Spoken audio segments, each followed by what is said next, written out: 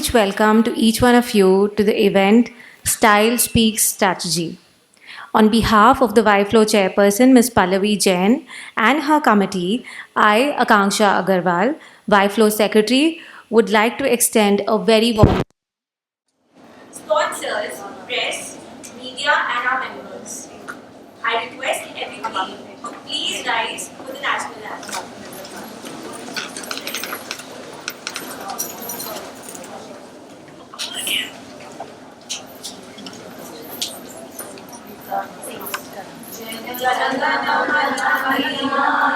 जय हे भारत भाग्य विधाता पंजाब सिंध गुजरात मराठा द्राविड़ उत्कल बंगा विंध्य हिमाचल यमुना गंगा उच्चल जलधि तरंगा तब शुभ नामे जागे तब शुभ आशीष मांगे गाए तब जय गाथा जनगण मंगलदायक जय हे भारत भाग्य विधाता जय हे जय हे जय हे जय जय जय जय हे Request Ms. Pallavi Jain, Ms. Ajita Reddy, Ms. Lekha Rawati,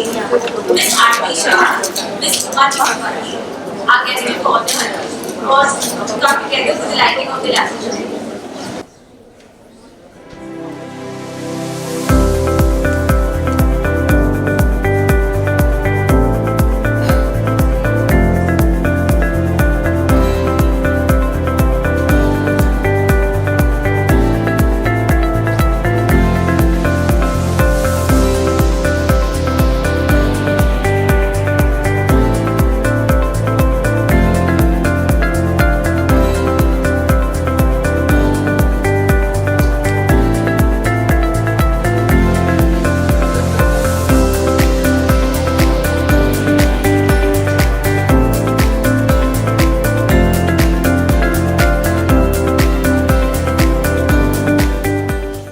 I request our honored guests, Flow and YFlow past chairs, along with Ms. Pallavi Jain, to join us for a picture.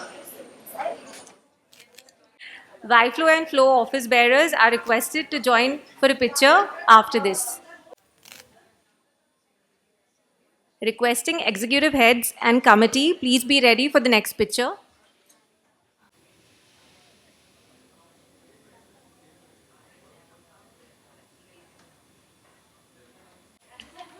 Thank you for your patience. I now invite Ms. Soumya Rao, Head of Business League, to initiate her session.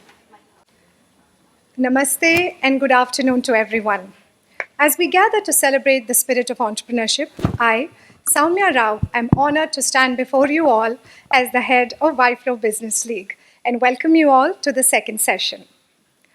An initiation started by Flow Hyderabad chapter dedicated to promote business excellence, entrepreneurship, and professionalism among members.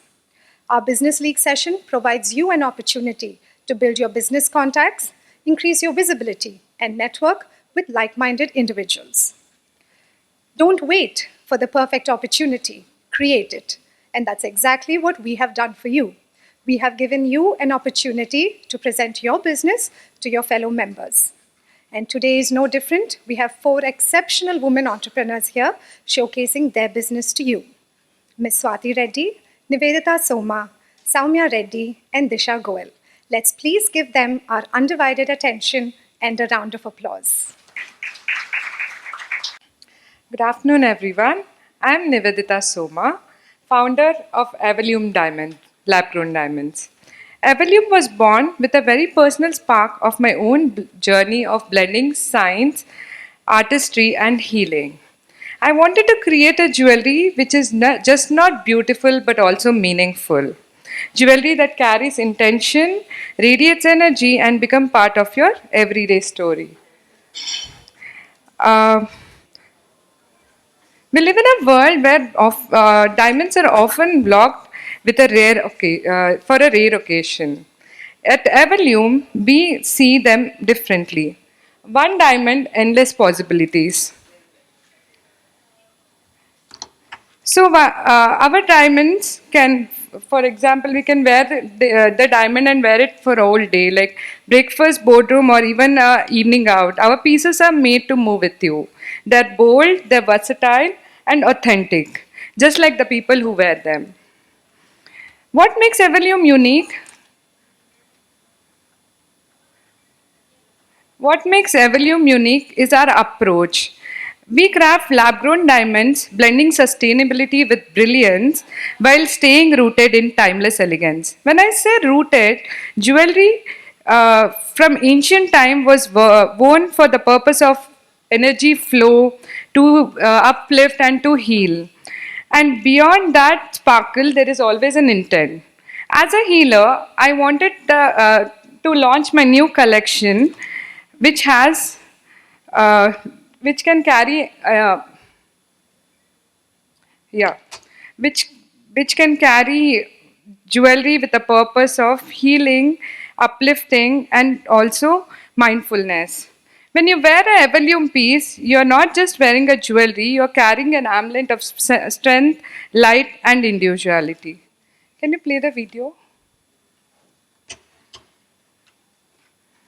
So all our jewelries are very wearable, and they're very up down, and you can wear it and be like that every day. So, and thank you so much for this opportunity.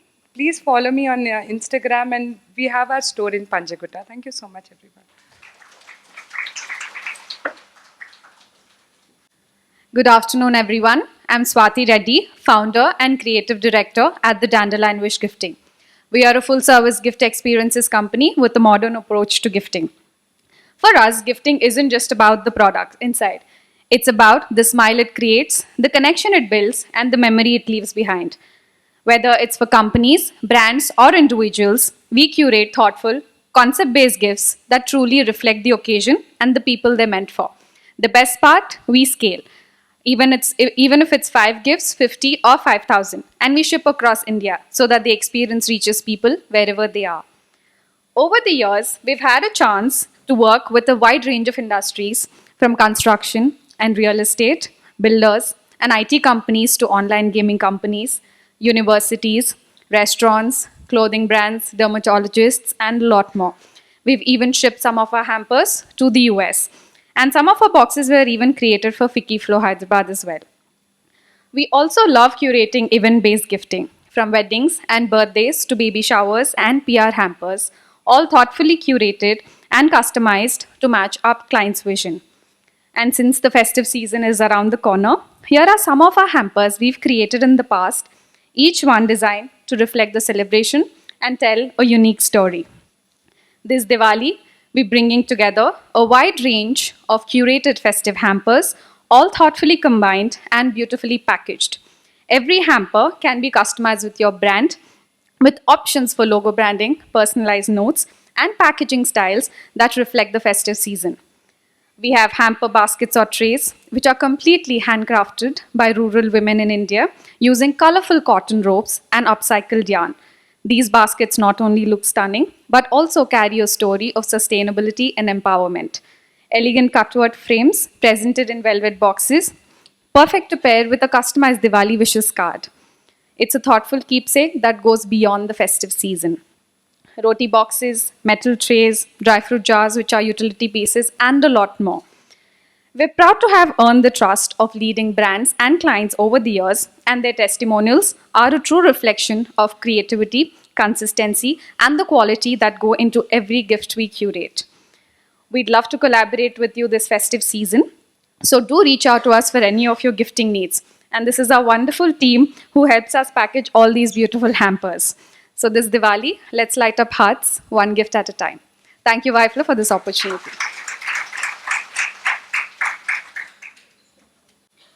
Hi everyone, I'm Soumya Reddy, and I've recently joined and partnered with Party Cruisers India Limited, one of Mumbai's leading event management companies with over 3 decades of experience. and I'm excited to be launching and leading our brand new Hyderabad office. We're known for creating unforgettable experiences from large-scale weddings to intimate celebrations, corporate events, and talent management. What makes us unique is that we cover the entire spectrum of events under one umbrella. For example, House of Viva for high-end wedding decor, Vavs Vachan for complete wedding planning, whether destination or budget-friendly weddings, Event Factory for corporate events and activations, Party People for birthdays, baby showers, and family occasions, Live Space for talent and entertainment, and Venue Affairs for hotel and venue bookings, and last but not the least, Post-it for social media and event marketing. So Hyderabad, with its mix of heritage and modernity, is the perfect place for us to grow. And I'd love to bring that same magic and excellence that Party Cruisers is known for to this city. So if you or someone you know is planning a wedding, corporate event, or any celebration, I'd be honored to collaborate and make it truly special. As a one-stop shop for everything events related, let's connect and create something magical together. And a big thank you to YFlow for this platform, and for everyone who would like to connect. Please meet me after the event, and I'd love to continue the conversation. Thank you. Good afternoon, everyone. My name is Disha Goyal, and I'm the founder of Sylvia Fine Jewelry. Sylvia was born with the vision to create jewelry that offers the elegance of gold and diamonds without the weight or the price. With over 100 years of craftsmanship and detailing, every Sylvia piece reflects heritage and precision. We are India's first brand to craft silver jewelry with lab-grown diamonds and lab-grown polkis. After rigorous 6 to 8 months of innovation, we perfected a gold diamond look-alike finish, giving you the luxury you love in a smarter, lighter form. With in-house manufacturing, we bring any personalization to life, even your favorite designs recreated to perfection. And beyond beauty, Sylvia offers returns like fine jewelry, 100% on the silver metal value and up to 70% on the lab-grown diamonds. Sylvia is luxury that is both rewarding and timeless. Now, let's compare the choices we now have available. This beautiful necklace in gold and natural diamonds will cost you over 11,70,000. Now, let's look at gold and lab-grown diamonds. This still weighs heavy on your pocket. It will be for around 5,15,000. Now, let's look at jewelry crafted in sterling silver with lab-grown diamonds. It will only weigh 2,11,000. The same brilliance at the fraction of a price. Sylvia is the smartest jewelry choice for all. From rings, bracelets, and earrings to necklaces, pendants, and brooches, we have it all. We even have men's jewelry. Every piece can be personalized to reflect your style. Sylvia is luxury without compromise. It is 1/5 the price of gold jewelry, 45% lighter, and 100% sustainable, crafted with sterling 925 silver. It's 100 years of trust, innovation, and craftsmanship that we brought together.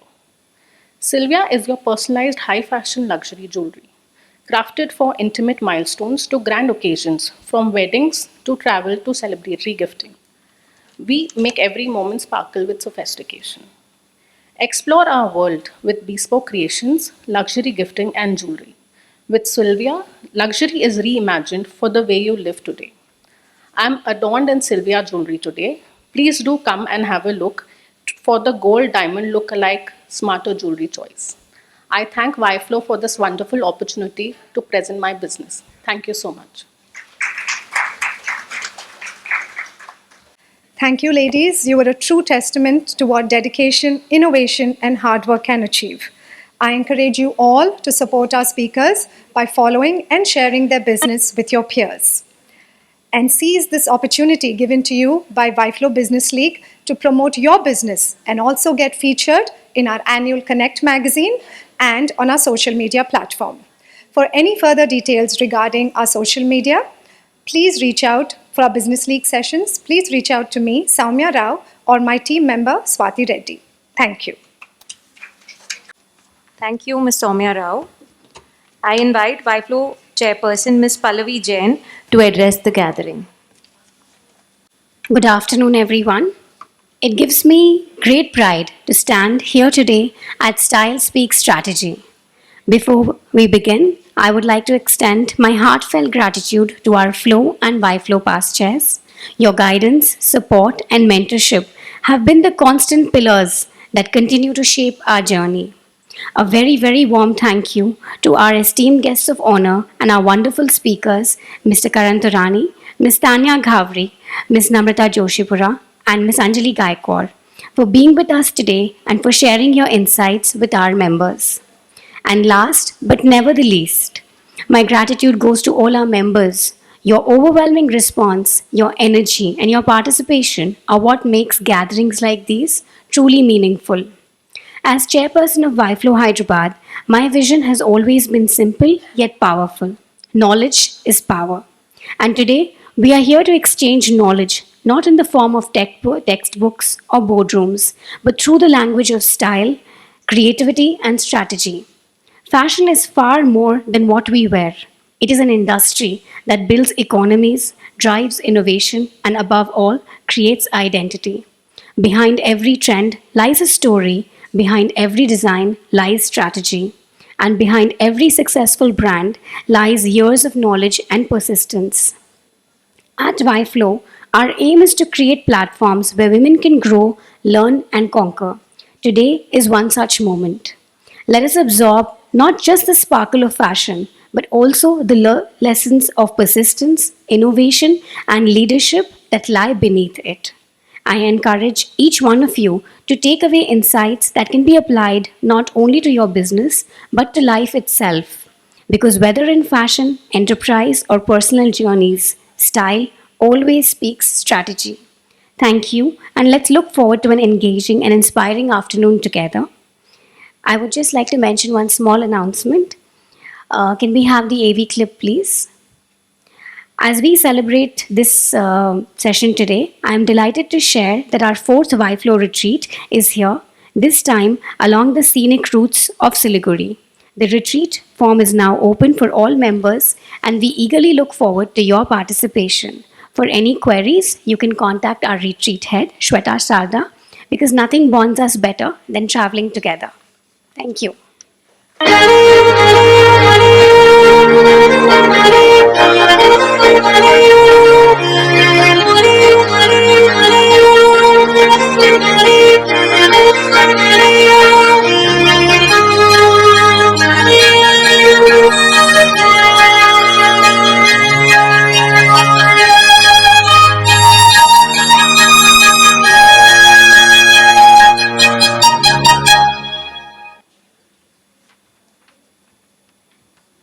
Thank you, Pallavi. Now I request Ms. Tanya Ghavri to come on stage, and I request Ms. Pallavi to felicitate Ms. Tanya Ghavri with a small token of appreciation. Events team, can we have the memento and the green certificate?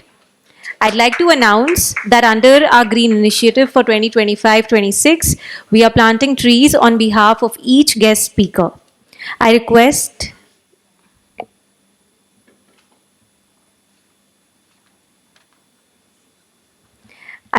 Mr. Tarani to please come on stage for the felicitation.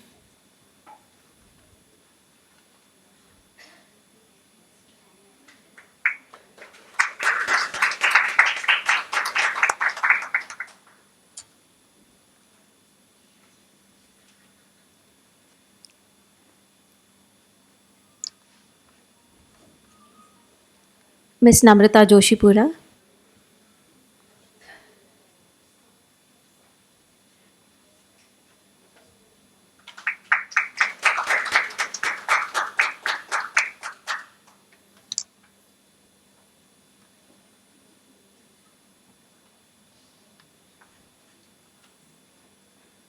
Ms. Anjali Gaikwad.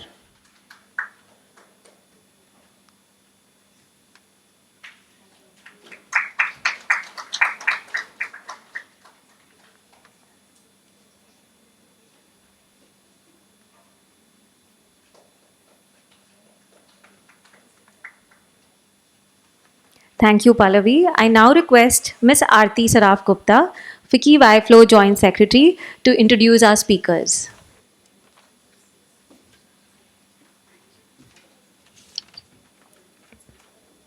Good evening, everyone. I'm Aarti Saraf Gupta, Joint Secretary at FICCI YFlow Hyderabad. At YFlow, we thrive on conversations that inspire, challenge, and celebrate ideas. And today is one of those days.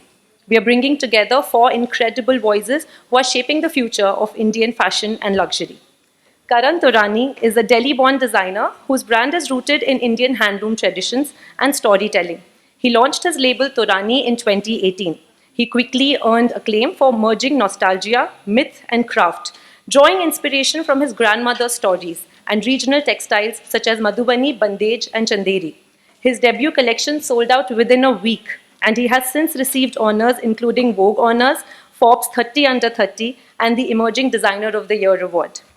Tanya Ghavri is one of Bollywood's most influential stylists and fashion forecasters. She has styled a stellar roster of Indian celebrities from Kareena Kapoor, Janhvi Kapoor to Ananya Pandey, and has extended her creative vision to global stages like Cannes and the Oscars. Beyond styling, she co-founded the Dhoom Dham company, curating designer shows across India. Namrita Joshipura is a trailblazing contemporary designer who graduated from NIFT in 1996 and launched her eponymous label soon after. Her designs transcend boundaries, appealing to diverse audiences across India and abroad. A former state-level hockey player turned designer, she is known for her dynamic approach and collections that reflect both athletic energy and rich environments. Anjali Gaikwad is a seasoned luxury consultant with deep experience across global and Indian markets.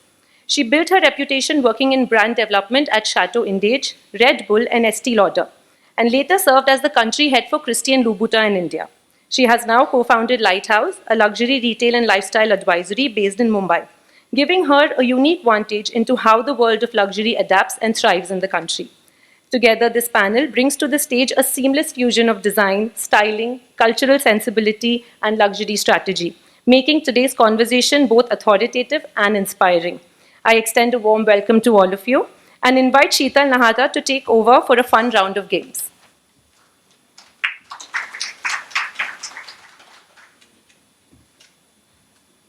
Good afternoon, everyone. Before we dive into today's session, let's warm up with a fun and stylish game. We've curated some exclusive questions and answers for you, all about fashion, style icons, and luxury brands. It is to test your eye for fashion and bring out your competitive spirit. So let me just explain the game to you. We'll be forming 4 teams among the audience. Each panelist will pick up a chit to tell us which team they will play with. And amongst yourselves, I would like you all to decide one group leader who will give out all the answers. Only the group leader, please give out all the answers. And for the jury, I'd request one YFlow past chair and one Flow past chair to please come and be the jury. And Ms. Pratibha, please. For the jury. So, shall we start the games, guys? So, just to divide the groups, you can see some demarcations here already. This will be group A, B, C, and D. Good afternoon, all. I think we always have this from our members that Pallavi, you get so much time with the panelists. So this time we bring the panelists to you. I think there's a chair for each panelist to come around. Please speak to them, have a group leader sorted among yourselves. I hope the AV clip would be clear from here. The first clip will show you the question and the second clip will show you the answer. Can we have the chits, please?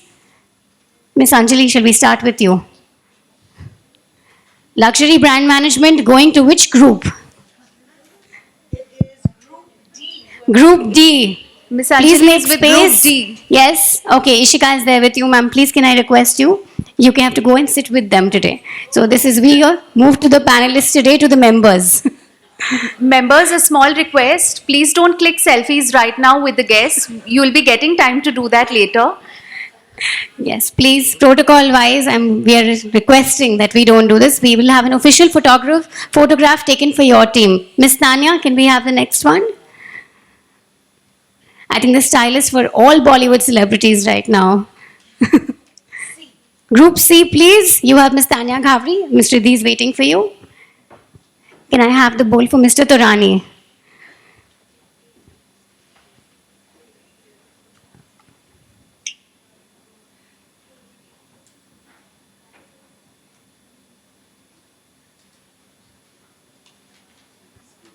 Group A. Yes. I can hear the excitement, so please. Ladies, we remember the protocols, no selfies. The stuffed toys can be given to the panelists as well if they want. Miss Namrata, I think you take this, yes, but we still, you never know. Group B, please, Purvi. Miss, thank you. Groups, due to the lack of time, I can give you only a minute to get to know your panelist. You have your information. Please make one group leader and that person can give out the answer. Miss Sheetal did mention the scoring. Yeah? Can I have everyone's attention, please? Can I request the jury to please sit on stage? It will be easier to see the audience. One Y flow pass chair, one flow pass chair. Miss Uma?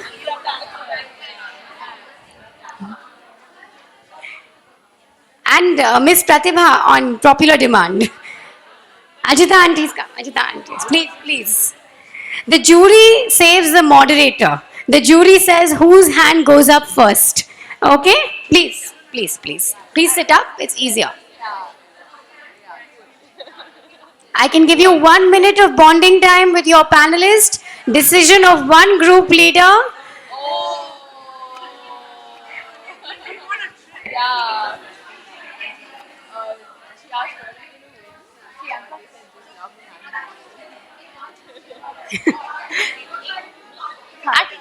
नहीं नहीं है ready.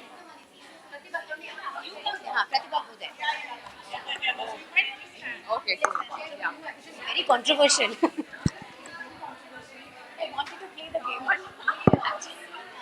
Yeah, guys. Last answer. Please note that the AV clips will be on the screen. I need you guys to have very good view of the screen. Okay? Last but not the least, the scoring. +1 for the correct answer. -2 for the wrong answer. +2 if the question gets moved to the other person because it's a bonus point. Women, it's tricky. Why would we make it easy? We are competing. Come on. Miss Sheetal, over to you. Just a reminder, Team A, can we make some noise? Team B, can we hear you? Team C? And Team D? Sounds like everyone is awake and ready for the game. So let the questions begin. Team A, the first question is for you. This brand's signature is the bamboo handled bags. Gucci. It's Gucci. Gucci.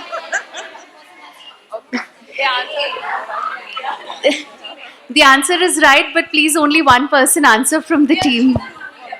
From next time.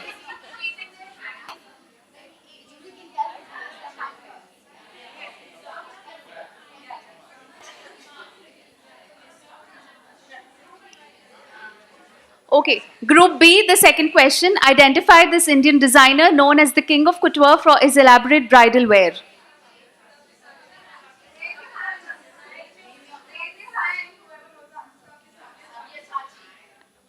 And that's the right answer. B. 1 point. Team C, please raise your hand once you're ready to answer. The question is, which singer launched the brand Fenty?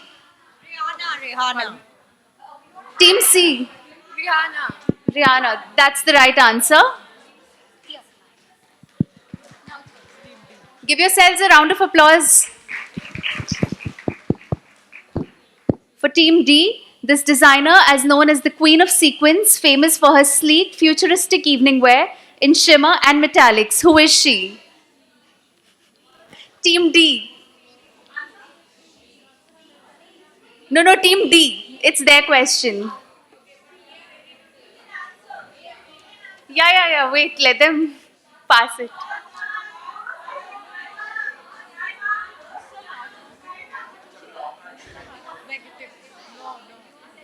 Okay, Team D, are you passing the question?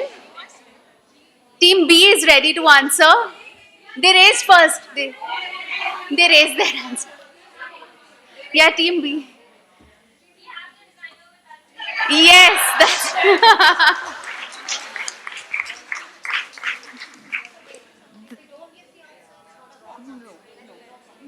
But they will get the bonus. So the right answer, okay. Team A, Tamil Nadu. yeah, that's the right answer.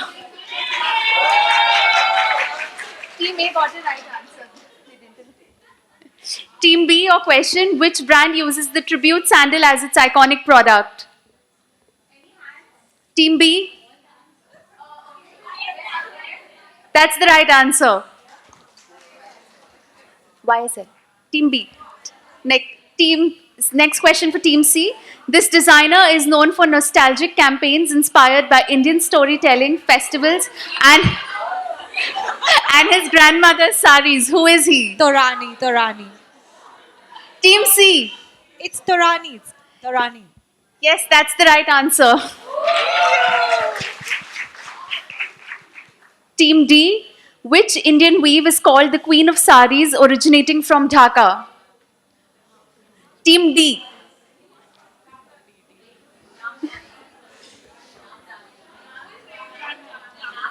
Jamdani. Jamdani. We already said it. We said Jamdani. But This is our point.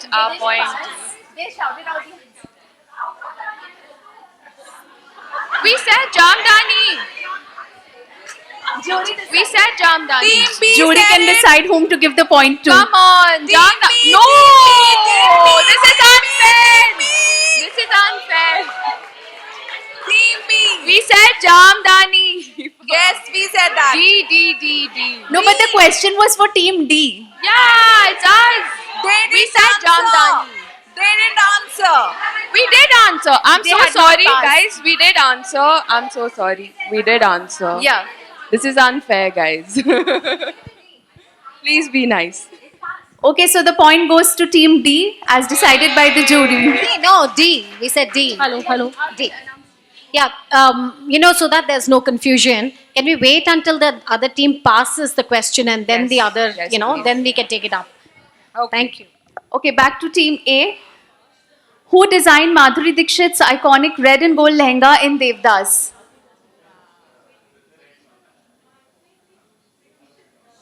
Abu Jani. Right answer. Team B. Which city hosts Fashion Week nicknamed the Big Apple Runway? New York. That's the right answer. Team C. With over 2 decades in luxury, this panelist has worked with Estee Lauder, Red Bull, and Christian Louboutin, also belonging to the royal family of Baroda. Who is she? Anjali. Team C? Anjali. No, it's Anjali. Right answer. Please use the mic to answer. We are unable to hear you. Team D. This French brand is known for its bar suit introduced in 1947. Guess the designer. Please wait. It's Team D's question. Yeah, it's our Dior. That's please. the right answer. Yes. Right answer. Okay, last round of questions. Team A. Which Indian designer label is known for reviving Kalamkari art in couture? Gaurang Shah. Right answer. Team B. Which designer is known as the king of red carpet gowns in Hollywood?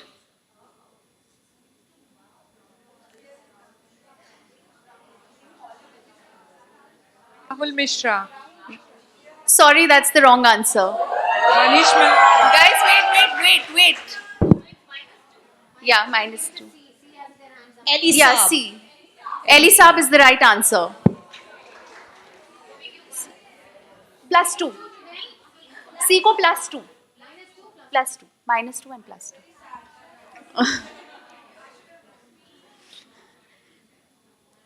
The question is for Team C. The luxurious hand-woven wool, often called the soft gold of India and known. Pashmina. That's the right answer. Team D. This person is one of India's top stylists, often called the woman behind the stars' wardrobes. Guess who? Tanya Gharvi. That's the right answer.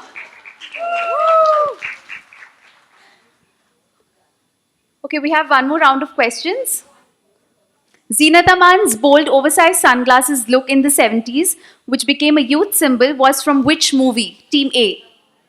Dammarudam. Satyam Shivam Sundaram.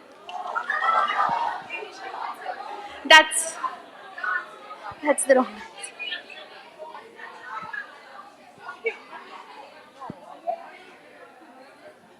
Movie's name. Team A, do you have an answer? Dammarud.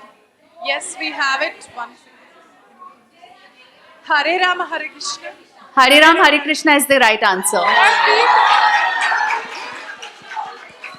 Cheating. No. Cheating. -2. Yeah, wrong answer. Cheating. They all the wrong answer first. Yeah. So, guys, I'm sorry, but I heard Satyam Shivam Sundaram Yes, earlier, yes. which was a wrong answer. Yes. No, we said it, but not on the mic. They were discussing internally. No, so no, on the no, mic, no, we only no, said no, one. no. I happened to hold the mic, but Okay, Karan, we leave the genuinity to you. What do you say? Be honest about it. See, I'm here to support my team. So you- No. We said be honest about it. I'm very honest. Yes. Honesty always goes with women. Or the man has to support women, right? So I guess, and they were discussing internally. Yes. And then the mic, they only said Hare Rama, Hare Krishna. Okay, guys, we'll give it to Mr. Karan Thap. Team B, which luxury brand started as a luggage company in 1854? Louis Vuitton. That's the right answer. Louis Vuitton. Team C, who was the first Indian designer to showcase at Paris Haute Couture Week? Rahul Mishra. That's the right answer. And Team D, this actress made the LBD by Coco Chanel in Breakfast by Tiffany's one of the most iconic fashion moments in cinema. Who is she? Audrey Hepburn. That's the right answer. Over to the jury to reveal the scores and declare the winners.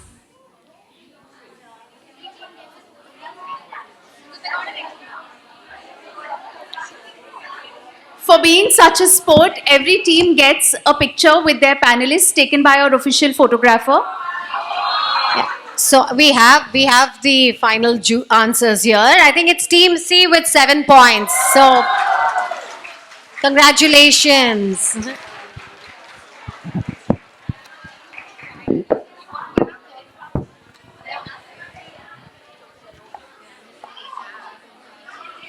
I request the photographer to take their pictures with each group. Over there. Thank you, jury, for making this game more memorable.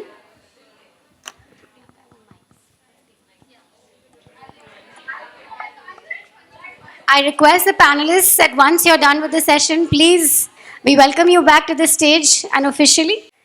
Dear members, please be seated. The photographer is coming to you. Ladies, Miss Joshipura will be there. I'm telling you, the panelists will be there after the session. Let's do some learning now. Thank you all for the overwhelming participation always. Thank you so much, jury, for making it easier for us and ensuring that this becomes a lively start. We're just waiting for Anjali to come. I think she's taking one picture. I'm just going to start with my bit because the first question is a little bit of a each of you in your respective careers have often highlighted different aspects of what makes fashion more than just aesthetics. Karan, you've said that fashion is as much about the science of business as it is about a strong design language. Namrata, you've built one of India's earliest truly global brands.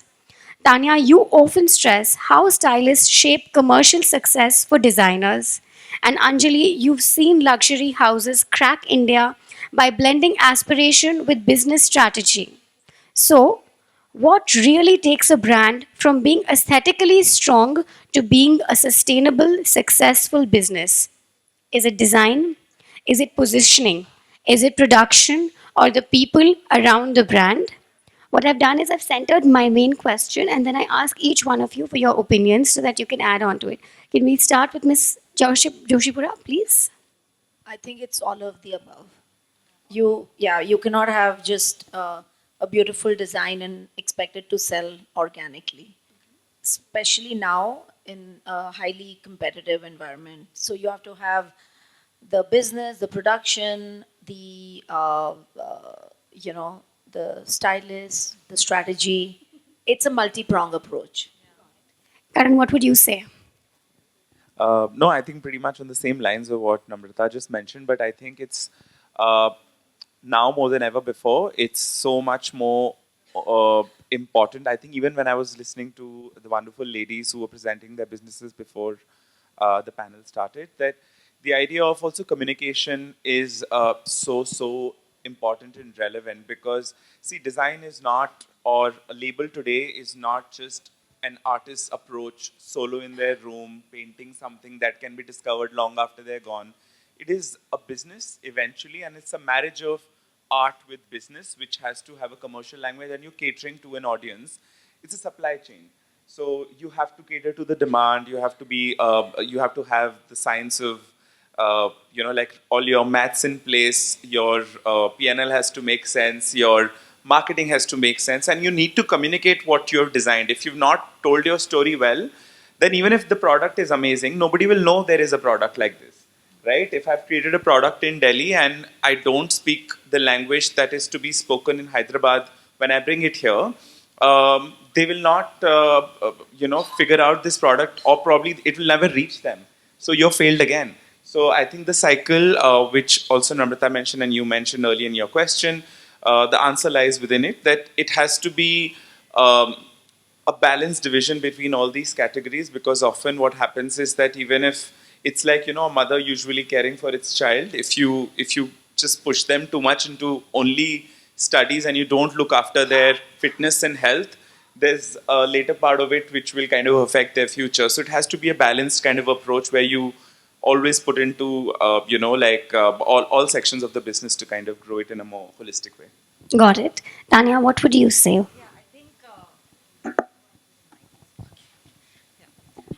I think I fully agree with what Karan and Namrata have to say, and I think it's a much more holistic, thing that has to be.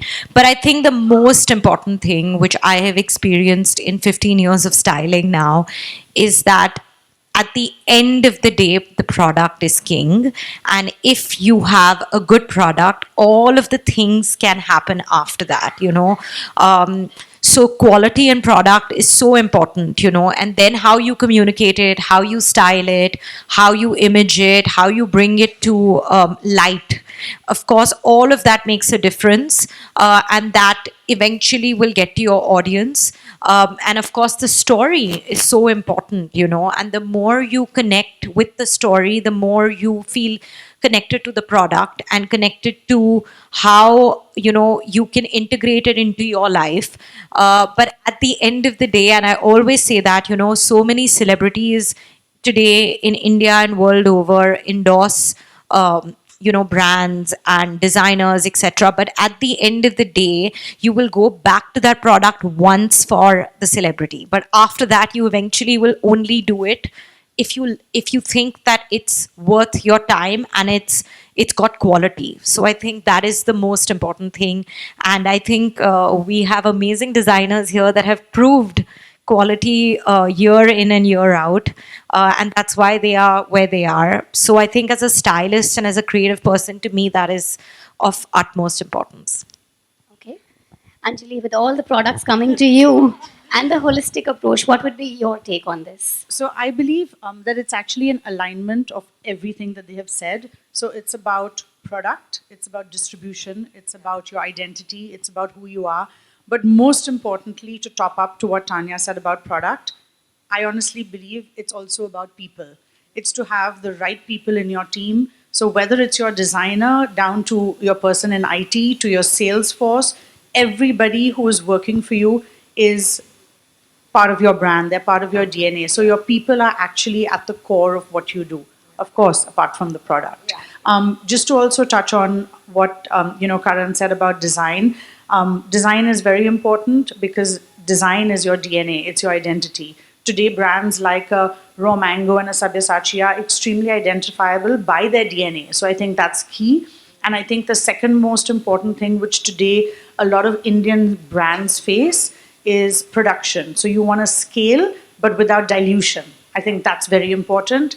And I think the last part I would say is also distribution of how your product is in the right stores. So whether it's in MBOs, which are multi-brand stores, you need to be in the right stores and the right channels because that's what's going to get your product visible to people. Got it. Members, we have our takeaways for everybody who's taking a franchisee, planning their own fashion house, and how to move around it. Now, the next question, the influence of AI. I think this year my best friend is ChatGPT. I'm not going to talk about it like this, but AI is reshaping everything, from design predictions to how luxury engages customers. In your view, is AI a creative partner, a business tool, or a threat to the fashion industry as we know it? I'm going to extend a little bit more on this. Anjali, if you can tell us an instance where you've seen a brand using it. Tanya, if you could tell us about anything while you were doing styling and you saw images that came up with it. As designers, have you seen images or seen people work on it? An instance would really help us understand the impact of AI in your world. So firstly, I'd like to say that fashion is culturally, it's a deep-rooted emotion of which AI doesn't know anything about emotion. So I just want to put that out there first. I think for me and what I would say is, I would say AI for many businesses today is a tool, and I'll tell you why for a couple of reasons. One is AI allows you to predict trends, so that's extremely helpful. That's the first thing. AI allows you for virtual try-ons, which again in today's day and age is very helpful. It allows you to actually manage your inventory better, so you know what stock you have. And I think lastly, it allows for consumer interface. It allows for customer experience and a customer journey. And I think all these sort of 4 points really would help a business today. So I would see AI more as a tool. Okay. While it's all three, but for me, I would say personally, I would see it as a tool. Yeah. Got it. Tanya, what about you? I think, like I said, there are a lot of logistically, it's amazing. It can help. But I think creatively, what a designer can do, I don't think, in my opinion, an AI tool can do. What I think a creative mind can do and put on paper, I don't think that AI, at least now from what I see, I don't know where the world is going and what's going to happen. But as of now, I don't think that AI can style better than me. or AI can style a Tarani collection or an Amrita Joshipura collection better than them. It can help us in ways to, creatively inspire us, but I don't think that it can do what your mind can do till now. Not creatively, but in a lot of other ways, it is a tool, like she said, it can help us like ease our life, make it more efficient, make it a bit faster. It's great with decisions which sometimes humans suffer with, so I think that way it's a tool, but I don't fully support that creatively it can do what the human mind can do. I mean, AI is not an emotion, right? So the way Karan or Namrata will interpret their brand and their connection via their emotion, your AI is never going to be able to do that. So, yeah. Coming to the designer angle of it, for people who are designing now, who don't have the workforce, who sometimes don't get those ideas, and today when digital platforms are sort of providing images so easily, what would you take that angle with AI and add to it. I think because once you launch your campaign, everything is available and AI is enhancing that as well. So I remember, I mean, I have a different viewpoint on this, and I feel like we have to also remember that each time a new technology is out to the public. I remember when the internet came. I was in school, really like young boy, and my father brought this mad box kind of a thing, and that time the computers were like really like jarring and huge, and then this internet wire was put in, and suddenly like, oh, Google will come now, everyone will dumb down, nobody will go to the libraries, nobody will study, nobody will do this. And look, we are here, and the original form of research, if I'm getting inspired, I do travel to Banaras today, right? If I'm doing a collection around Ganga, and I have to sit there and I have to pour that diya inside and chant some prayers, and I know what feeling I'm spiritually getting, and only then, when I am weaving that sari, I know what feeling it has entered, and I can speak about it that emotionally. That human connection is the reason a brand, another human, is connecting to you. That stage of reverence, it's like that silent prayer. That's what art and design do to another human. It's a human interaction. You're wearing your clothes on your body. Eventually a chat bot is not going to wear it. It's skin, it's feeling, it's emotion. When your daughter is getting married, you are crying. You can't put a robot to cry for you. So let's never forget that no matter how much technology comes, that emotion needs to remain and sustain. And that's where a designer, the amount of impact and layers and emotions and my past memories and actual incidents that happened with me that I will share when I'm making that collection, or pour into that also. That layer of subtle understanding. If I'm making this little scarf, and I'll tell them to also put another facing and put that little ghungru, because I also want to evoke the sound when someone moves. So I'm not just evoking what you see with colors, but also sound. So I've told my designer that it should move, it should feel like a pile is going.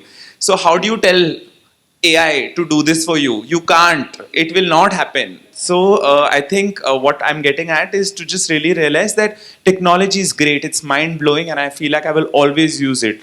For example, if I'm using technology, sometimes if I have to go through 100 websites to research on something which is a fact before landing onto a mood board also, I'm like, can you research that which year did this exactly happen? Which state is it rightly referencing to? Because I don't have the time to do 100 things. Just so in that space, it's great. AI is great. It's faster. It's moving. Yes, people are also abusing the power, and that's always happened since time immemorial. Like, has the internet not been a place for a lot of like the dark web, etc.? Sure.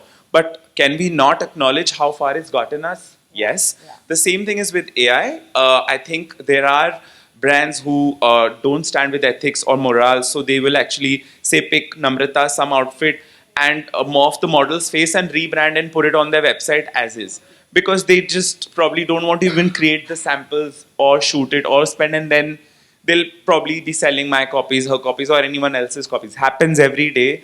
But we as eventual creators move past it also, because we realize, see, our internal AI, which is our brains or the ideas and emotions, those are not dead. So if something gets copied, we are already passed to the next one. And that will always remain, but we have to look at it as a tool, as Anjali rightly said, to just empower and make certain logistical processes faster. And human emotion, even when COVID happened, people said, oh, shopping is gone, everything will become digital, stores will not work, retail is dead, this is dead. And here we are. Yeah. Okay, retail is bigger than ever before. Luxury shopping can never be countered with digital only. Digital is mind-blowing and amazing, and I'm a product of a digital brand. But I feel like that experience of touch, feel, emotion, when I put mogras on a thal at the entrance of my store, how can you compete with that with a digital marketing image? Truly. Right? You yes. can't. You can't compete with it. And this is from the designer's soul. Namrata, any experience, anything in particular that you've come across where you've actually seen the usage and you would like to mention that in particular?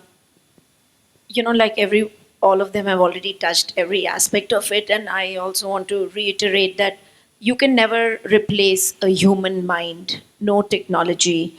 And earlier, when in the press con, a journalist asked me the same question about AI and fashion, and I said, you know, AI cannot replace human mind.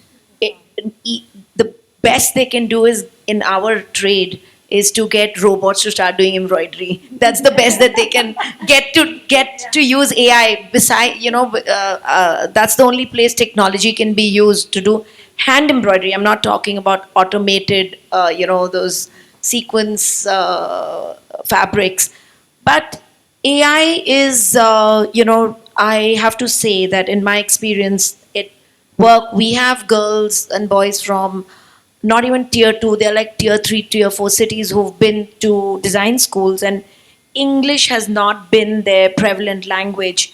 That tool is very helpful for them. When they are writing something, they feel empowered. They don't feel socially, disconnected because the language. And in my opinion, that's been very empowering for the team.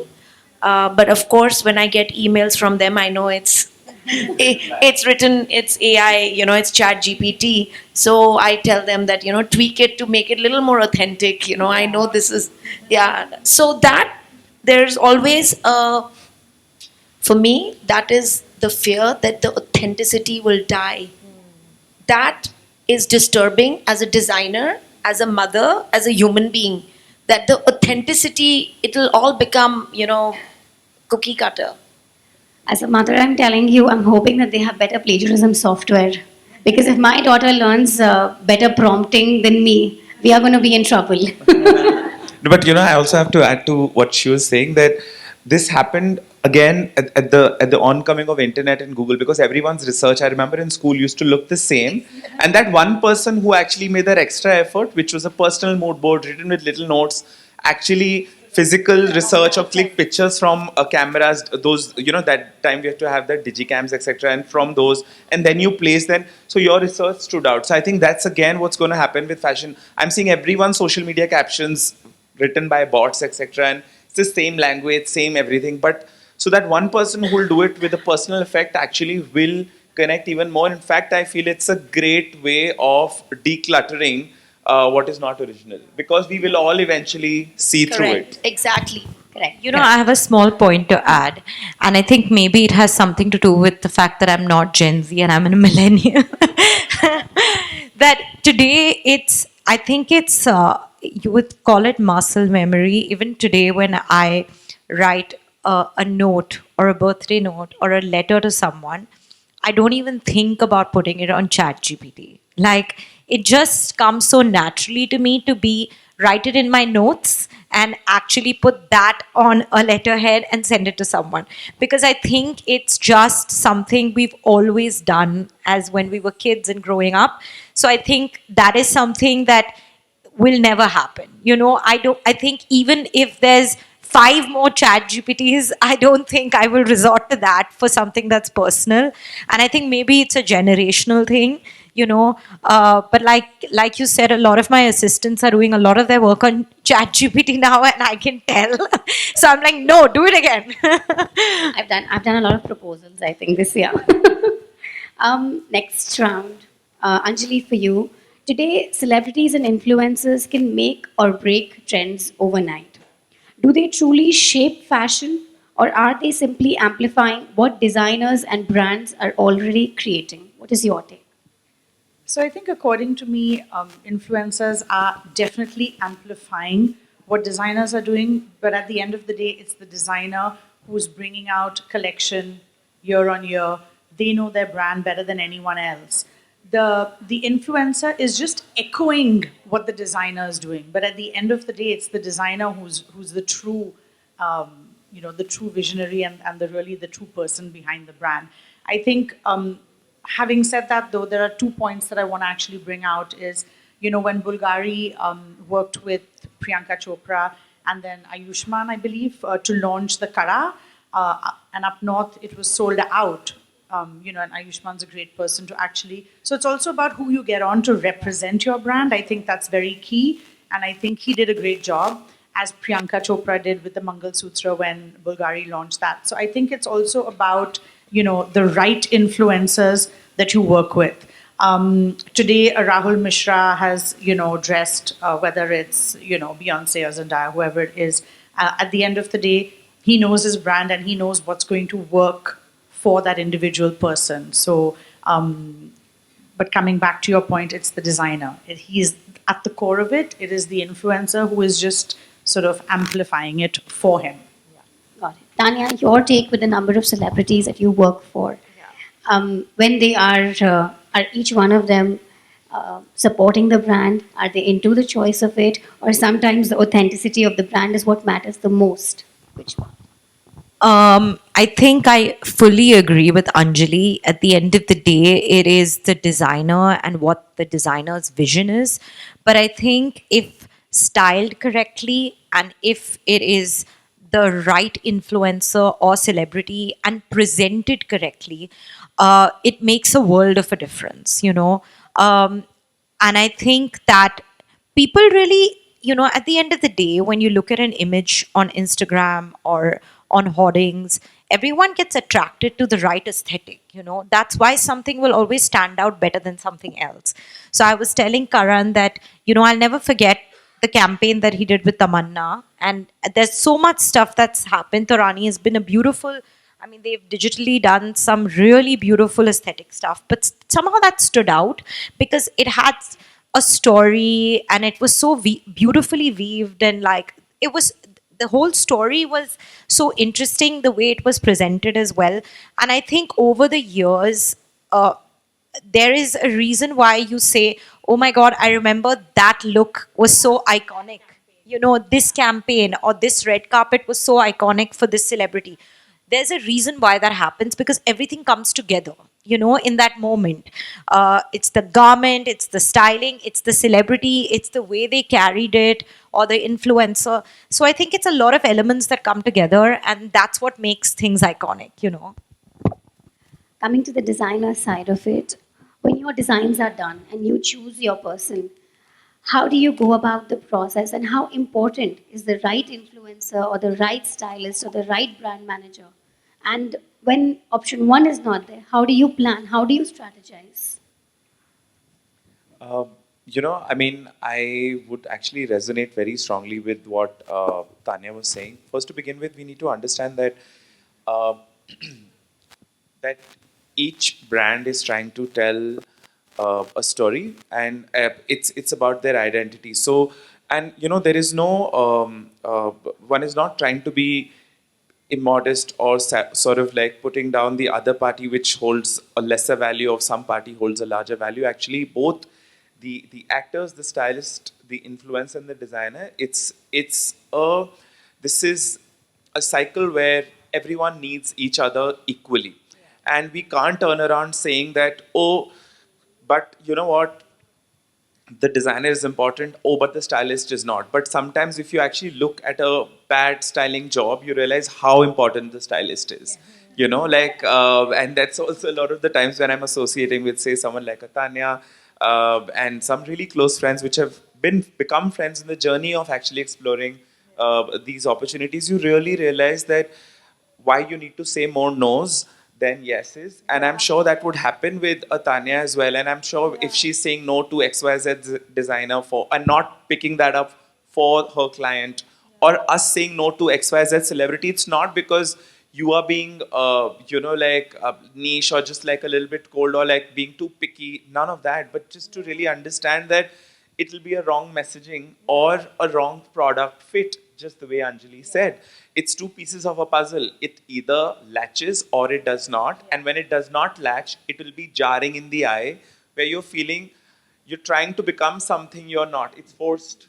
And that forcing should never happen. It has to feel seamless, actually a part and organic extension of your brand and identity. Even an organic extension and identity of the client also that person is styling. So it shouldn't feel like, say for example, if she's styling a Kiara needs to feel like what her personality is. Yeah. She's only elevating it to become the best version of Kiara and not Kiara into becoming XYZ. Yeah. And the same way is for Torani. So if I suddenly become like, oh, YSL is cool, I should look like YSL. But I'm not YSL. I'm Torani. So I need to be me and what my origins and roots were, but an extension of that which only feels organic. Of course, you keep evolving and becoming a very different version of what you were as you started. you become stronger, you have a bigger team, you realize craft better, your production capabilities, all of that increases. So everything will look better and bigger. But to also keep reminding yourself what your foundations were, and mark them on your almost on your internal forehead and on your pinboard all the time, to keep reminding that should not deviate. It shouldn't look like five brands mixing together. Even an actor or an artist who's been styled should not look like five actors looking into one, क्योंकि अब ये cool चल रहा है. No, it has to be trends actually. Hence, I feel like people need to remind that it becomes a trend because something was so seamlessly, beautifully following in one place that it became iconic, and hence you think it's a trend, but it's not a trend. It just worked for that person. If you are similar to that person, sure, take it up. If not, trends are worthless. And I'm, as a designer, saying this because a lot of the times, I'll have brides coming in and they'll show me this picture, I want to be this. And I'm like, but you are not a prototype of a model. And I don't want to make you like a, like clone of everyone else. We'll make you you. I'll show you 100 things. Let's try and explore. Mix this choli with this lehenga, this dupatta with this, or just let's cancel everything and let's see who you are. And let me take notes of who you are if you've actually taken an appointment. So we build your identity better and not make you a clone of everyone else or that cool look that actor did. It's great. It's great for marketing. And I'm 100% one for it. And even when you're picking someone, say for a campaign or for any photo shoot, even for sourcing, etc., which is for events, etc., I'm also always aligning on my mind that does this feel real and authentic? Then yes. A lot of the times, if I'm even meeting some actor friends or influencer friends, like, why don't you cast me in this campaign or this place? And my only answer is that, and very, very empathetically and humbly, that the idea is not to push that I have this opportunity, this person is now friend, so I can just cast them and make this happen. But actually, if my inspiration for that season is falling into place where I have a story where this person actually fits like a character almost. You're making that story, so this is actually a film and you cast it like that. So if I need an old Adil Hussain and Shiba Chadda, I did a campaign called Rafu, which was a middle-aged couple fighting and figuring out their life in marriage. So I casted 15, 60-year-old actors, not seen in fashion, because it's not probably desirable, right, with the youth, etc. But the most celebrated campaign that we did, and then the Tamanna one and the other ones. But it was because it came from a space where you were not trying to go by the rules or the norms, but really honestly delivering to the story of the brand. Got it. I think originality. We stick back to our roots and we move around that. Namrata, your thoughts on the same? Yeah, it's been covered by all of them. But, sometimes there's an angle of a showstopper when you are working in a show, right? And especially if there's a sponsor. The sponsor always wants bang for their buck and they want a showstopper. Yes. And so where do you stop at that, right? They want the most relevant person. They have budgets. It's a brand. So that's where something that I personally feel, and as a designer, I have often stood my ground just because, I'm on board with that show, with that sponsor, because my aesthetic aligns with their sensibility. So the choice should not be who's the most popular. Choice should not be who has the most social media presence or who's most popular with a certain demographic, right? It has to be relevant. For example, 2 years ago, I did a show in Bombay and I worked with Athia because I thought she was the best brand ambassador for that particular show. And she was, Diet Sabya, that is the, that epitomizes endorsement in India, was wowed by her and said she should have been a supermodel. Why did she ever not continue that? So that's the kind of, I feel, alignment. And that's the kind of fit should one always seek as a designer. And even with the content creators, the influencers, of course, you have to pick who sort of aligns with the brand. But increasingly, I'm noticing there is no sort of standard protocol. Everybody is endorsing every product, from a safety pin to a designer to sanitary pads. Like, come on. You know, there has to be certain, you got to draw a boundary. And as a brand, we are very mindful of that. That adds to it. Originality, alignment, and obviously, when all the things are boxed together, that's when I think the entire process becomes seamless. Namrata, you've said that India has become relevant all across the world. Today, the West wants the East and not the other way around. How do you all see this India Now moment shaping global fashion, and what does it mean for Indian designers and brands going international? So, there's the growth and success for a brand can be anchored in India. It does not have to be looking, to the West. India is not an emerging market anymore. It has emerged.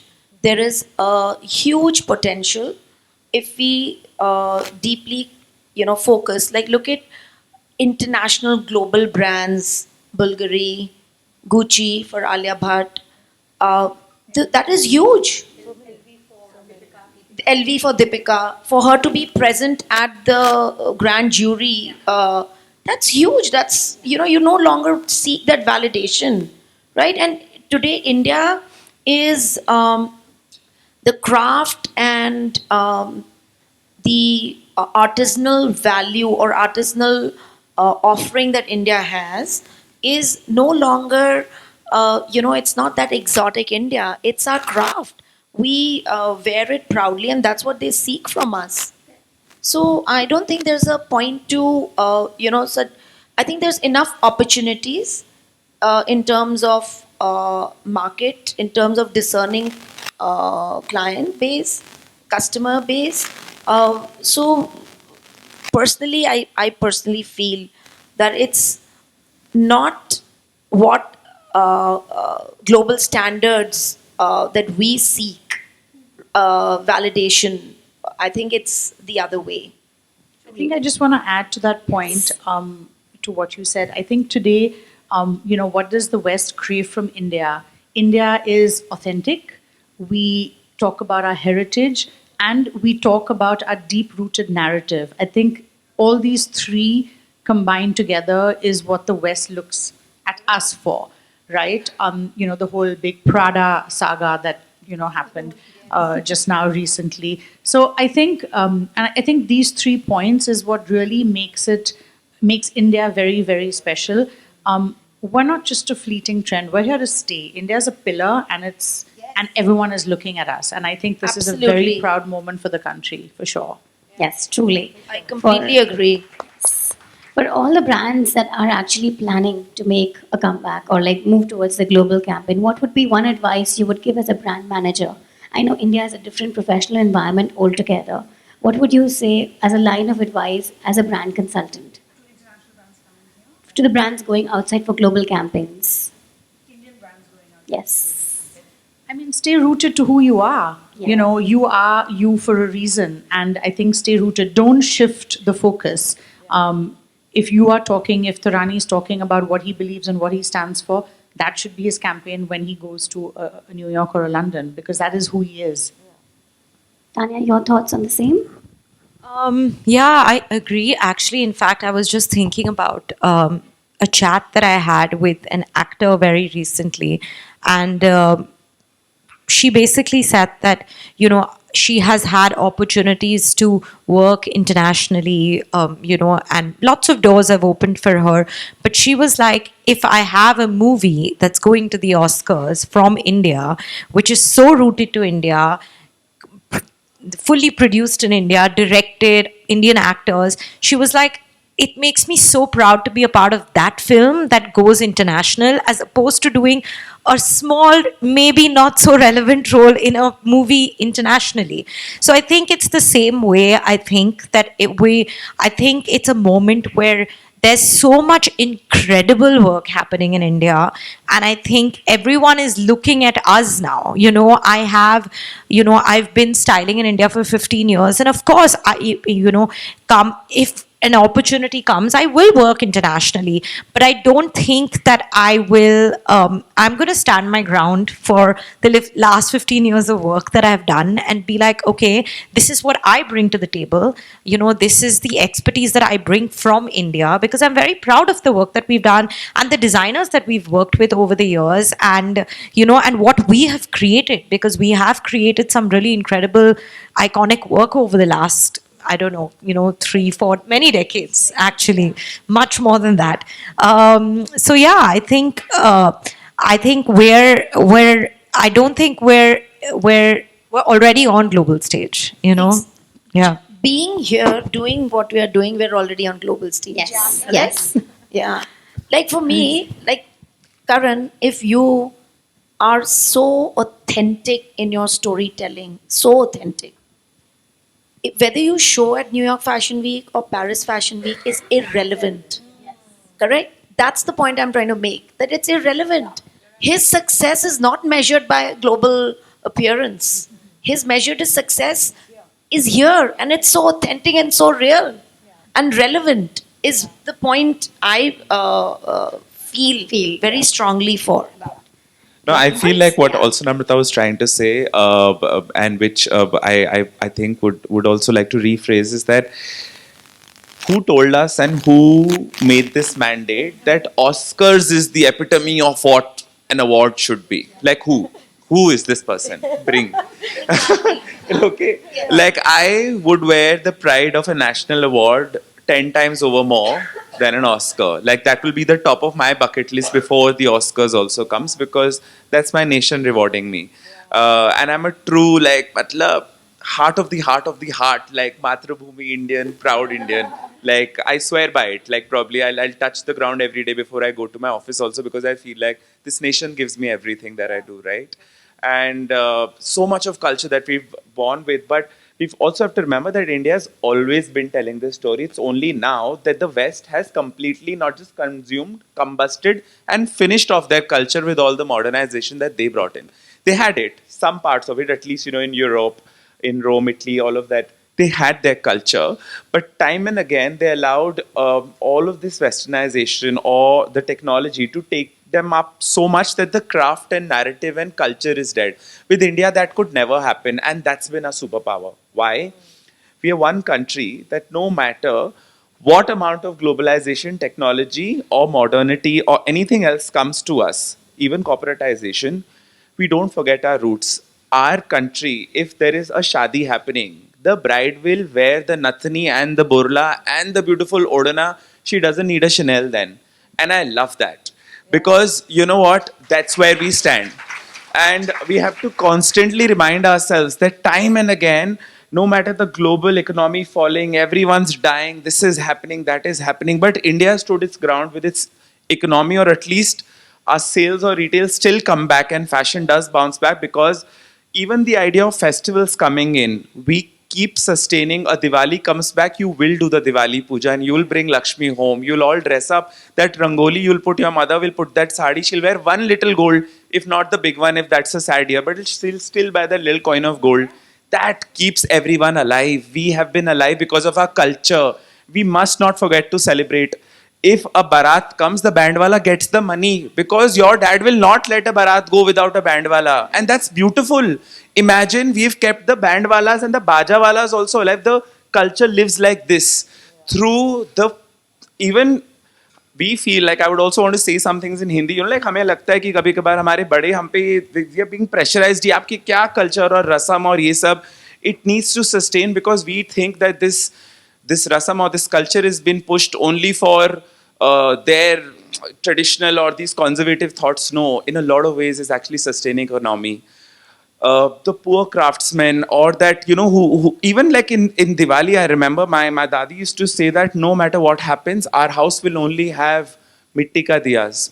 We will not light any mombattis. So my mother remembers, and we do that, and it's only ghee and mitti ka diyas that we pour on Diwali day, because it's Deepavali. It's not Mombattali, right? So we do Deepavali, and then the Kumar gets his entire year's sale because someone is buying 200 diyas that day. And that's beautiful. And this will only happen in India. And which is why the world is coming to India. will have to come to India, and we don't need to go to anyone. And even in terms of what she was saying earlier, in terms of brands finding resonance here, I feel like the kind of potential we have, if I'm able to cater to the audience that India entirely has, by then only I think I will combust, because itna kuch hai to already deliver. Can we first fulfill the demand of India? Yeah, exactly. First, then we look at Exactly. look at our There is population. so much to That offer in itself here. is also beautiful. There is so much to So offer. India is here. not going out, guys. I think everybody is coming to us. Yeah.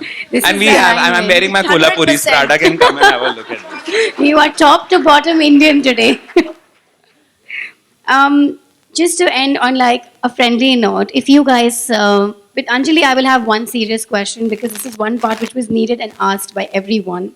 But otherwise, for you, if you guys could think of one fun element in your fashion journeys that you would like to share with our members today, if you could just think about it, while Anjali, from you, I want, in a world full of noise and uncertainty, what are the key steps women need to take to build a stronger foundation for a new business? And how does Lighthouse help guide that process? That's one bit.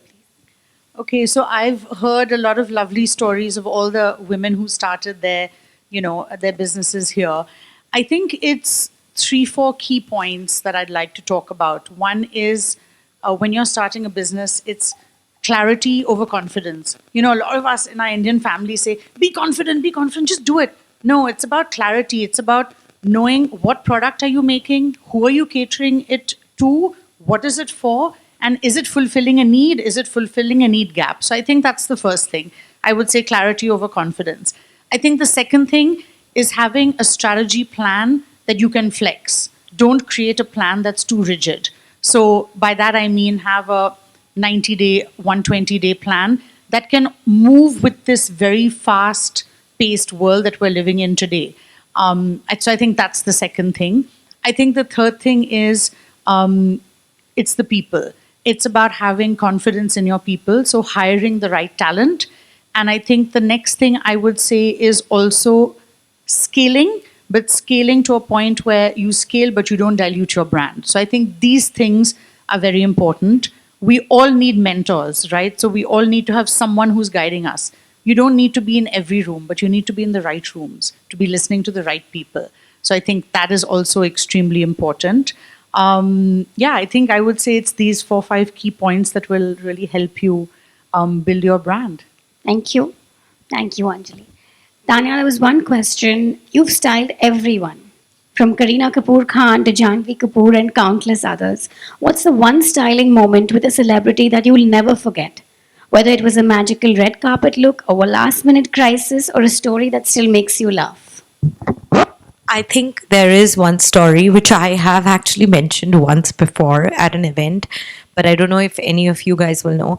I remember I was styling Kareena many years ago for, I think it was the India Conclave in Delhi, and as Bebo being Bebo, she was like, yeah, that's okay. We'll just fit like 3 hours before the event. And I was like, okay, how are we going to do this? So I went to her house and for a fitting. And Bebo is very instinctive. Like, so she can look at like 5 things or 7 things and she'd be like, okay, let's try that one. Like, I can feel it. Like, she's very instinctive. So she tried on this really beautiful Devarnal sari. We were 3 hours before we were leaving for Delhi and the blouse didn't fit her. So I was like, oh no, what do we do? She was like, but I want to wear this only. So I was like, okay, what am I supposed to do now? So I was like, you know what, just give me 30 minutes. Like, let me figure it out. So I went home and I rummaged through my styling wardrobe and I pulled out this vintage Christian Lacroix jacket that I had, like a very old vintage one. It was literally a piece that I had sourced in Paris. Like, I just saw something and I was like, oh my God, I don't know if this is going to fit her, like what it's going to look like. And I went to her house and she saw it and she was like, what fun, let's try it on, you know. And we wore the Christian Lacroix vintage jacket with like really cute, like very art deco gold, like silver buttons actually. And she wore that with the sari, and we mixed it with really beautiful Amrapali jewelry. And that was the look that she wore for the India Conclave event. And I remember she was like, listen, either things will happen. Either people will think we're crazy or it's going to be amazing. And and the next day I remember it went completely viral and all these like blogs were picking it up, and she called me and she was like, we have to do this more. What fun, you know?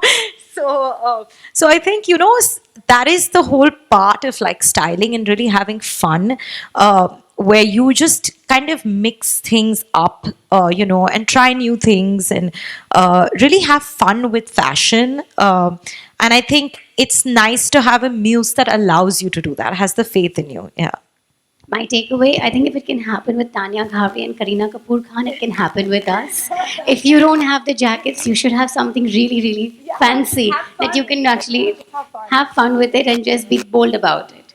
Ms. Karan and Namrata, if we can have one light-hearted moment from your journey, what would it be? So, you know, when you work with fashion and when you work with people, they're real people. So I remember many, many years ago when the movie Queen had come out, I was doing the finale at Fashion Week. And we got Kangana as a showstopper. And she refused to try the outfit in the morning. She says, no, you've already done the fit. You know, you've taken the measurements in Bombay, and she had flown in from Dubai for the show. In the morning, she was tired. She refused to try it before. And you always try just before going on the ramp. You know, you try the outfit. She refused. She said, I was getting the sets. I was checking the sets. It was many, many years back. I was, you know, younger and I was not as experienced. So I was looking at that part and I said, my assistant, and she refused. She told the assistant, I won't do it. And I said, fine. And our ramp was acrylic and it had stairs. And when she wore the outfit just before her walk, the gown was long.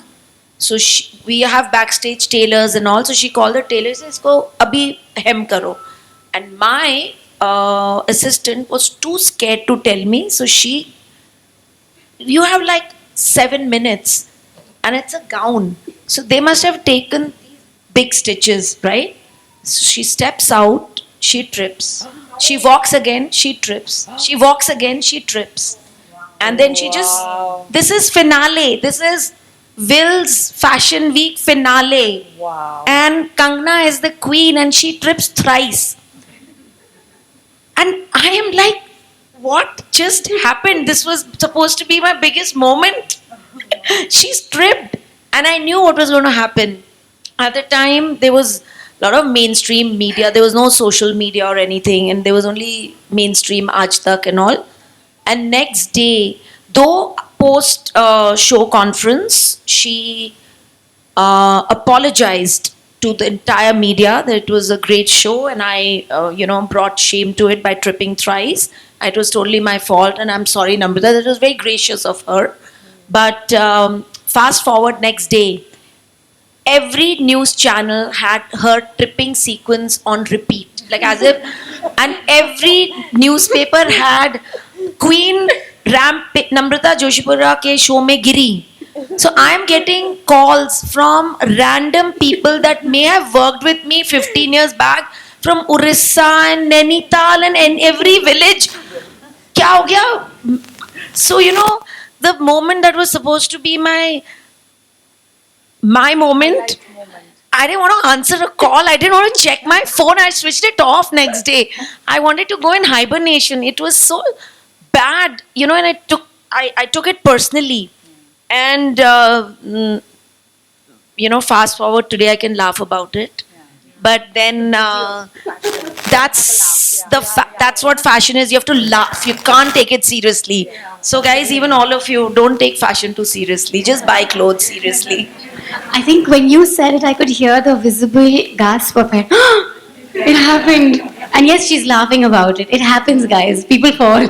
It happens. But any publicity is good publicity at this point, is what we are going to go with it.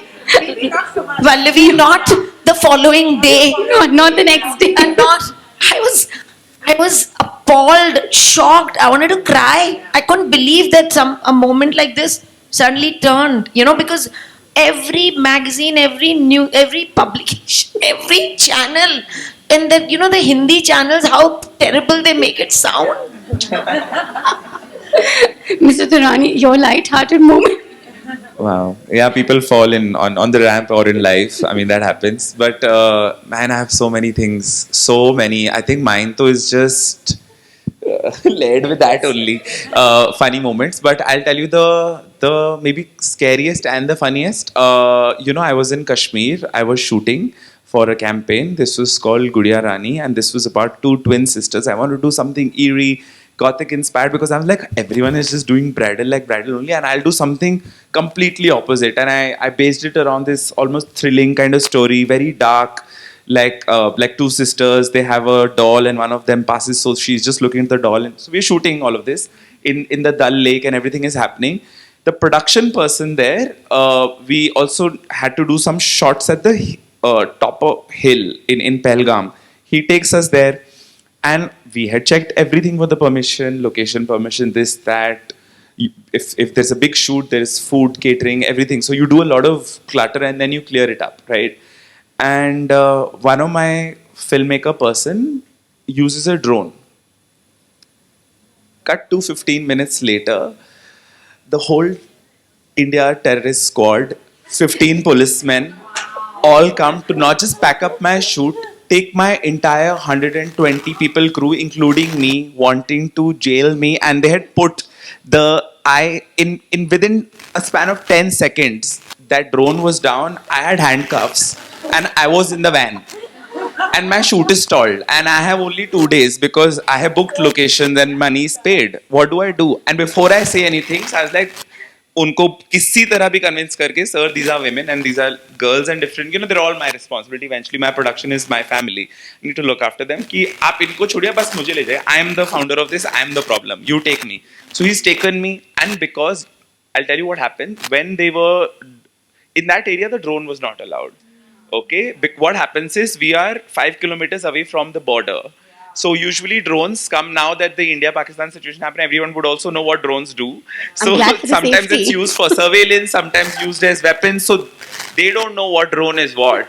And so the drone was shot down. Our drone was shot down, by the way. And the person was also taken with me who was with the drone. Who are you? Find your identity. I had given my Aadhaar card, everything, but they were not willing to believe until a call from Delhi, because a Delhi policeman had to go to my home to verify that I am actually from Delhi and not someone who's trying to do something. And for that timeline, I was in a lockup in Kashmir for 1.5 hours. Why? Because I had to ensure that none of my team members or the production people go. So I told them, guys, you move from this location to the next, continue the shoot. Look at the dedication. By the time I'm in the lockup, they've taken my phone, my jacket, everything from me. Carry on with But my stress was that, listen, all of these are, they're also like a younger team, and I could not even contact because my phone was taken away. And of course, the fear that they had was so, like the allegation or this thing was so huge that they also had to be, of course, mindful. Not that they did, they were well within their rights. They were very cordial with me and were like, sir, we have to do our protocols, etc. So they put me in a certain place. Till that time I waited. That whole protocol was checked. Someone was sent. My production person was calling in Delhi relentlessly, calling my father and 100 people, sir, ऐसा हो गया, sir को तो jail में ले गए हैं. So, and if I come back and tell this, and of course I never posted or wrote about this, but if someone turns around and says that designer life is glamorous and you're doing this and you're doing that, and cut to, I'm like, babe, I was in a jail in Kashmir. You don't tell me this is glamorous. And you don't tell me, even when we are doing an exhibition, she's doing a show, sometimes, you're putting something up. The next day you have an exhibition starting up 6 in the morning. You have to start setting up and women start coming at 10. And you women would agree, and we are deeply grateful for that. Sometimes if they're serious buyers, they want to be the first one. So if the exhibition is at 10, they show up at 8. And we're just ironing our clothes. So we are like, everything is falling. Where do we go? So no rest, no time. Sometimes you have to really elevate your superpower and be like, ki bhai, take all your coffee shots and live this up, and then you'll get your rest later. But it's not an easy job. Just like how Tanya is saying, I have gotten calls from her at the middle of the night. Karan, this blouse is not fitting. What do we do now? I'm like, okay, I'm shipping another one. Shipping a time nahi hai, fly someone. So next morning, someone 8 a.m. is flying. So that's pretty much. And you know, like I was telling my brother that a lot of times people will think like, oh, you're very well connected. You know this, that. But listen, I mean, and I think so was she when she started. I'm a Delhi boy with zero connections. I don't know anyone in Bombay. I don't know any actors or stylists from the time I was born. Of course, this happened with a progression of continuously working with people. But it's just being available and on the toes and actually giving 10,000% more than what your even body can sometimes sustain. So if you're getting a call at 3 in the night after you've finished a show at 2, you still pick up that call and you're still answering, no, I'll do this, and I'll fly someone. And then you're calling it the factory कि सुबह factory खोलो 6 बजे सामान निकालो और फिर next flight लो 8 बजे ताकि तान्या के पास that blouse reaches. Nothing about that is glamorous. Nothing about that is sustainable. And mostly and Honestly, that is the honest truth of what happens, guys, behind styling and designers and behind closed doors. It's complete chaos. No, and sometimes what can happen, she's done the fitting, the person has loved it, the actor has loved it, we've made this last minute thing happen, everything, the event is cancelled. And then you're like, oh wait, we just ended up spending like 2 lakhs on this, on the just the commute and the travel and the craziness, and forget the garments cost and the panic and the stress and everyone's died. But you still have to be okay and smiling because it'll happen again. And guess what? When the event gets cancelled, then you're like, okay, let's just have a drink and and move on. And then, you know, nobody knows who's saying sorry to who. She's saying sorry to me. I'm like, I'm so sorry for you. She's saying, I'm so sorry for you. But yeah, pretty much, I think that's the part of fashion that I think we often just don't know about. With this panel, I will say this week I'm invited for my my son and my daughter. I have 2 kids. I'm invited to their Lit Fest. And my issue or my biggest thing was that I'm supposed to be one of the 3 bears. You are supposed to be a part of the story. I have to probably wear a Yogi Bear costume. But looking at theirs, the story, I'm okay. It's okay. It's not that bad right now. Thank you so much for all of your questions. Thank you. Akansha, can I Thank please you so request you to much. come and take forward this session? Each answer, each story was really good. Members, I think you'll get your chance now if you guys allow for 1 or 2 questions, please. We'll take a few questions. Mike.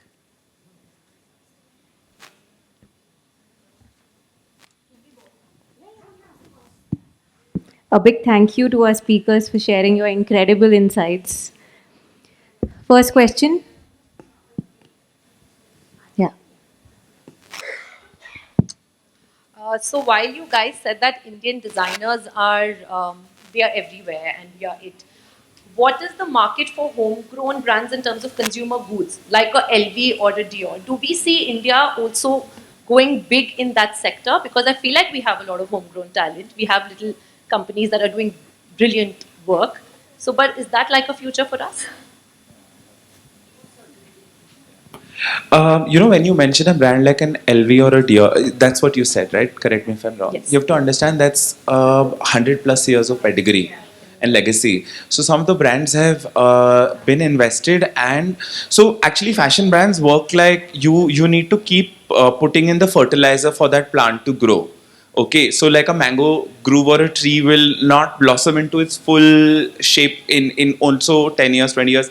India's luxury brand sector is only a 30-year-old business. We didn't even have enough, I feel, nurturing. This industry has not been looked upon until now as a money-devising, economy-changing industry, when the fact is India's textile and fashion industry is the second largest, biggest economy bringer of this country after farming. And we also must realize that it will need some more nurturing. Let at least we also get a century old and you'll see many or more LVs and Diors out of India. I want to add one point to that. Karan, in our with the current GST of about 2,500 turning to 18% is going to hit our market. So they are not looking at that at all for us, and it's quite a pressing issue. In spite of us being, but having, you know, just what he was saying, I wanted to add, yeah, there are brands like Napa Dory, which are now, you know, globally, You know, I was on a flight, I can't remember, it was Qatar Airways or something, and I got a pouch. Yeah, the utility kit was Napa Dory, and I was amazed. It's not even an Indian airline, it's Qatar or can't remember which, Gulf Air or one of those Middle Eastern airlines. So, yes, there are brands that are present. Next question, please. Is there anybody else? Or I think we can move towards the vote of thanks. Khushbu, can I please request you to come?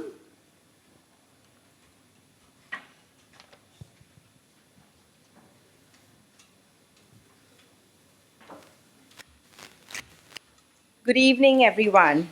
On behalf of iFlow Hyderabad, it is my privilege to extend our heartfelt gratitude to all the speakers and to all the members and the past chairs.